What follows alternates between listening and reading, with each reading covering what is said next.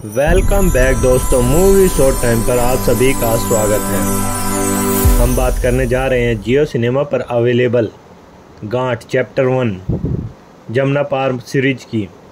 इस सीरीज में आपको टोटल 8 एपिसोड देखने को मिलेंगे और लगभग साढ़े 35 से 40 मिनट के। तो चलिए सीधा सीरीज की कहानी की बात करते हैं। यह सीरीज बुराड़ी कांड से प्रेरित है। आपको भी पता होगा बुराड़ी कांड के बारे में कि 11 लोग, एक घर के सारे सदस्य फांसी पर लटक गए थे और घर के बाहर 11 पाइप मिले थे। तो चलिए कहानी की बात करते हैं। अगर आप यह सोचकर इस कहानी को देखेंगे कि यह उससे रिलेटेड है या उससे कुछ है, तो ऐसा कुछ नहीं है। इसमें सिर्फ मर्डर मिस्ट्री दिखाई गई है। एक चंदेल परिवार के 7 सदस्य घर में फांसी लटके हुए हालात में पाते हैं और नीचे हवन की सामग्री मिलती है, जैसे कि पूजा पाठ किया हुआ है।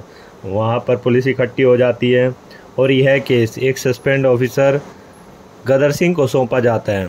गदर सिंह वहाँ पहुँचते हैं तो देखते हैं, बट वह हैरान नहीं होते।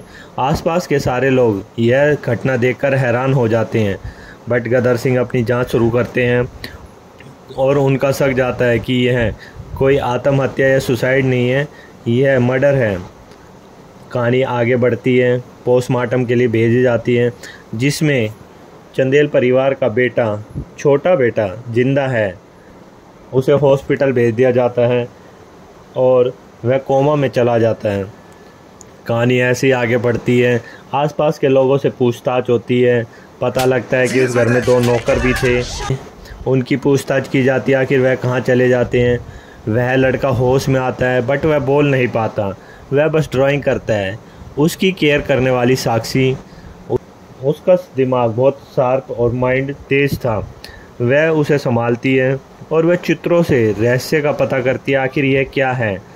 लेकिन एक दिन कोई उसका भी मर्डर कर जाता है हॉस्पिटल में और गदर सिंह उन दोनों नौकरों को पकड़ लेता है और कहता है कि इन्होंने पैसे चुराए थे और अपने मालिकों का मर्डर कर दिया।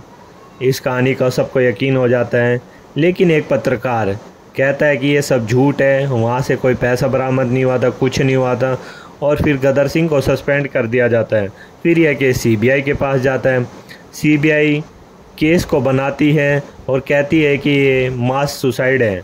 सबको यकीन हो जाता है, लेकिन गदर सिंह और साक्षी नहीं मानती और वह इस केस के पीछे चलती है। तो आगे का क्या होता है, ये सब देखने के लिए आपको सीरीज देखनी पड़ेगी। लास्ट में थोड़ा सस्पेंस भी दिखाया गया है, जिसे देखकर आप भी चौंक जाएंगे। तो अगर बोर हो रहे हो तो आप इस सीरीज को देख सकते हैं। यह ज़्यादा खास भी नहीं है तो ज़्यादा अच्छी भी नहीं है, बस ये ओके सीरीज है। तो चलिए दोस्तों, फिर मिलते हैं मूवी शॉर्ट टाइम में एंटरटेनमेंट के साथ।